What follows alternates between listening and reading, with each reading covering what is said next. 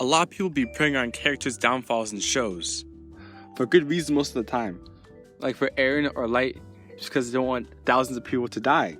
Those people are pretty chill. But then you have the D1 haters. People who hate just to hate and because it's popular. They will loathe something good for absolutely no good reason. The perfect example of this is Gojo from Jujutsu Kaisen. Even the mangaka, the person who made the manga, doesn't like him. It's really just because he's powerful beyond belief and because everyone thinks he's handsome. But all these haters must be happy this past weekend because Gojo got cooked. Season 2, episode 3 was a massacre. Let's get right into it. So Gojo and Geto have this mission where they have to transfer Riko all the way to Jujutsu High so that she can assimilate with Tengen. She has 3 days to assimilate with Tengen to make sure that he doesn't evolve and turn into an enemy against the Jujutsu world. But while she's being transferred, she has a bounty placed on her head, so Gojo and Geto have to fire off a bunch of people to protect her so that she can make it. So they get back to Jujutsu High and everyone is just relaxing. They're super tired and super done after those past 3 days. Gojo has almost no sleep whatsoever because he has been staying up to make sure that Riko is protected. And out of nowhere, while they're having a casual conversation, this man Toji comes out of nowhere and stabs him through the chest. But this man just starts talking like nothing happened. Really said some, "Do I know you from somewhere?"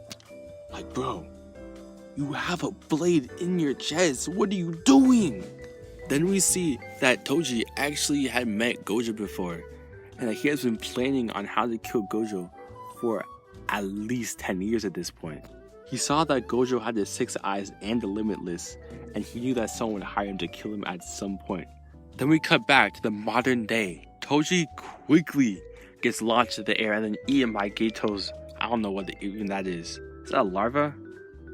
Who knows, bro? Whatever that thing is, his cursed spirit. Gojo then tells everyone else to get out of there to make sure that Riko don't die, which is a good call on him, because not even a moment later, Toji breaks out of that with ease.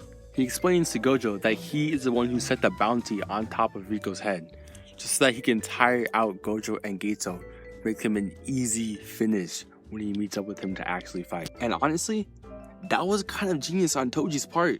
But then after that, Toji just starts flash stepping Gojo.